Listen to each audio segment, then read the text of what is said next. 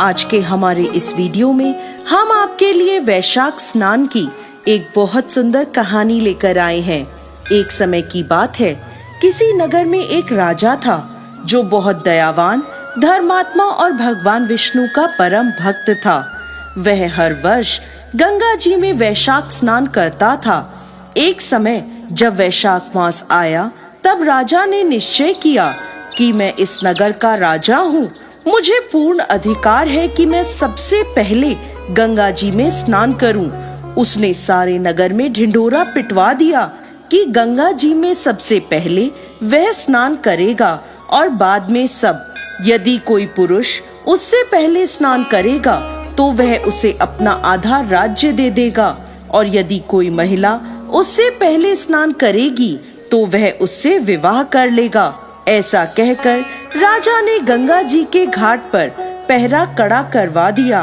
पहरेदार सारी रात गंगा जी पर पहरा देते और राजा सुबह सबसे पहले घाट पर आता और स्नान करता, परंतु उसे घाट गीला मिलता था और पानी हिलता हुआ दिखता था। राजा ने घाट पर पहरा कड़ा करा दिया, परंतु रोज का यही नियम था, क्योंकि घाट के किनारे पेड़ पर एक बंदरिया रहती थी जो रोज सुबह सबसे पहले गंगा जी में स्नान करती थी। अपने पिछले जन्म के कुकर्मों से उसे बंदरिया का जन्म मिला था और उसे अपना पिछला जन्म याद था। वो भगवान विष्णु की भक्त थी, इसलिए वैशाख स्नान करती थी। देखते ही देखते वैशाख मास समाप्त होने को आया। एक दिन एक सिपाही ने बंदरिया को स्नान करके निकलते हुए देख लिया और उसे पकड़ लिया। राजा के आने पर उसे बताया कि यह आपसे पहले यहाँ स्नान करती है। बंदरिया को देख राजा को आश्चर्य हुआ। तब बंदरिया ने इंसान की भाषा में उसे सारी बात बता दी। अब जैसे कि राजा ने प्रण लिया था, उसने बंदरिया से शादी कर ली। बंदरिया को यह पता था कि उसके वैशाख स्नान के फल स्वरूप वह रानी बनी है। राजा ने बंदरिया के साथ अपना पति धर्म निभाया। राजा की बहुत सी रानियां थीं जो बंदरिया का मजाक बनाती थीं। देवयोग से बंदरिया को गर्भ ठहर गया।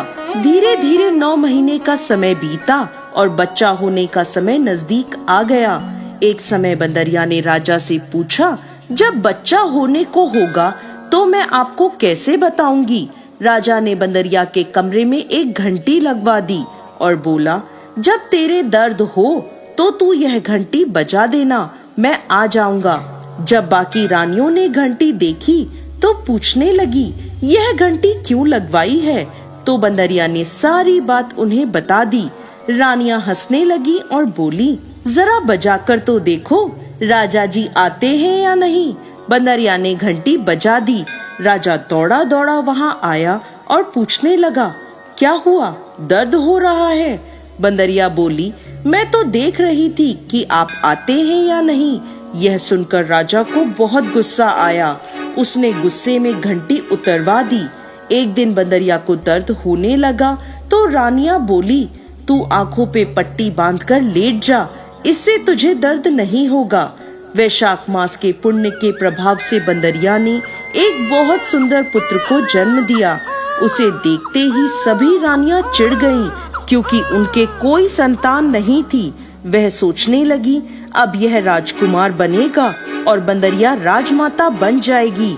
सभी रानियों ने एक योजना बनाई और बड़ी रानी बच्चे को कपड़े में ढककर बाहर ले गई। दासी को बच्चे को देकर बोली, इसे नदी में बहा दो। ऐसा कहकर रानियों ने बंदरिया के पास एक पत्थर रख दिया। जब राजा आया और पूछने लगा कि क्या हुआ है, तब रानियां बोली, इस बंदरिया ने पत्थर जना है। पत्थर देखकर राजा ने सोचा, जब बाकी रानियों को ही बच्चा नहीं हुआ तो इस बंदरिया को कैसे होगा। उधर जब वह दासी बच्चे को नदी में बहाने लगी तो उससे ऐसा नहीं किया गया। दासी ने देखा कि नदी के किनारे एक कुम्हार मिट्टी के बर्तन बना रहा है। दासी ने मिट्टी के बर्तन में बच्चे को रख दिया और वहां से चली गई। कुम्हार ने जब बच्चे के रोने की आवाज सुनी तो बच्चे को देखकर वह बहुत प्रसन्न हुआ, क्योंकि उसके कोई संतान नहीं थी।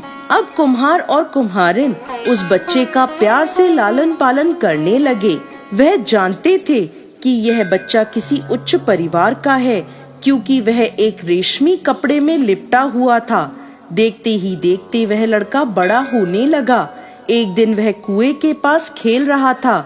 संयोगवश वही दासी कुएं के पास आई और अपनी सहेली से बात करने लगी।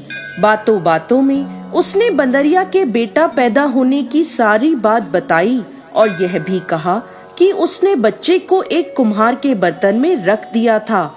लड़के ने सारी बात सुन ली और जाकर कुम्हार को सारी बात बता दी। यह सुनकर कुम्हार बोला, इसका मतलब तुम राजा के पुत्र हो और बंदरिया तुम्हारी माता है। परंतु यदि हम यह बात राजा को कहेंगे तो रानियां हमें झूठा साबित कर देंगी। तब वह बालक बोला, आप मेरे लिए मिट्टी के हाथी घोड़े बना दो। बालक अपने मिट्टी के हाथी घोड़े लेकर कुएं के किनारे बैठ गया। जब दासियां पानी भरने आईं, तब वह बालक बोला, मेरे हाथी घोड़ों को भी पानी पिला दो।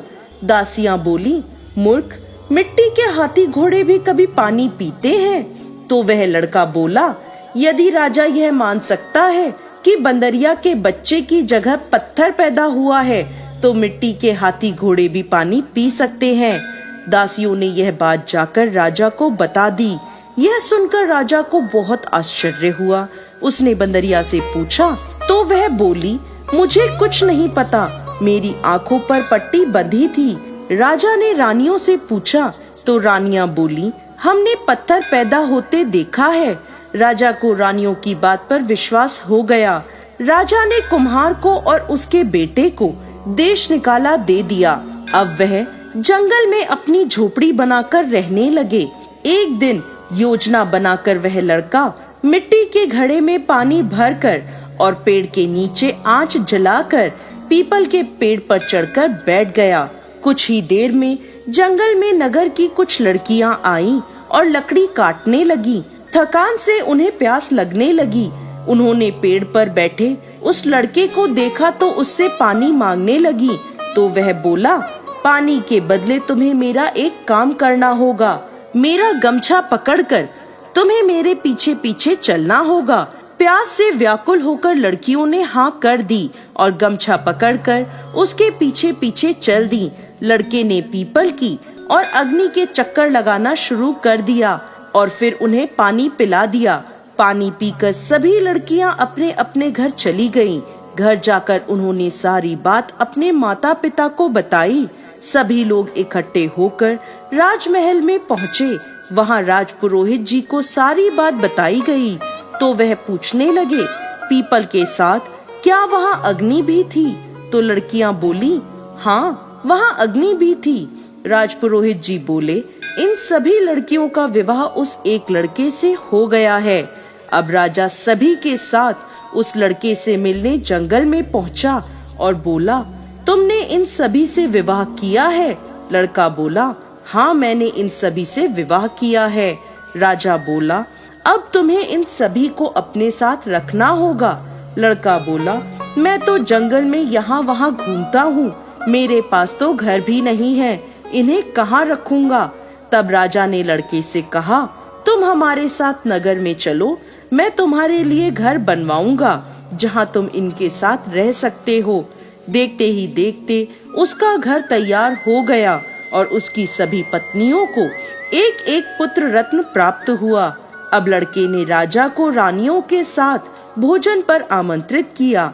राजा सभी रानियों के साथ उसके घर गया, परंतु बंदरिया को नहीं ले गया। तब लड़के ने पूछा, आप अपनी सबसे छोटी रानी को अपने साथ क्यों नहीं लाए? राजा बोला, उसे समझ नहीं है, इसलिए वह बाहर नहीं आती जाती। लड़के के आग्रह करने पर बंदरिया को वहाँ बुलवाया गया। बंदरिया के आते ही लड़के ने उसके पैर छुए और उसे पूजा में बिठाया। अपनी सभी पत्नियों से कहा, रानी माँ का आदर करते हुए एक एक कर बच्चों को इनकी गोद में दो और इनसे आशीर्वाद लो। यह सब देखकर बाकी की रानियां चिढ़ गईं और राजा से बोली, हमें बुलाकर ये हमारा अपमान कर रहा है, हम यहाँ नहीं रुकेंगे। ऐसा कहकर सभी रानियां वहां से जाने लगी। तभी वह लड़का बोला, ये मुझे जन्म देने वाली मेरी माँ है। राजा बोला, ये तुम क्या कह रहे हो? तब लड़के ने रानियों की योजना की सारी बात राजा को बता दी और उस दासी से गवाही दिलवाई। यह सुनकर राजा को बहुत क्रोध आया और उसने अपनी सभी रानियों का त्याग कर दिया और बंदरिया रानी पुत्र, बहुओं और पोतों के साथ महल में सुखपूर्वक राज करने लगा। हे भगवान विष्णु, जैसी कृपा आपने उस बंदरिया पर करी, वैसे ही इस कहानी को कहते, सुनते और हुंकार भरते सब पर करना। जय श्री हरि विष्णु।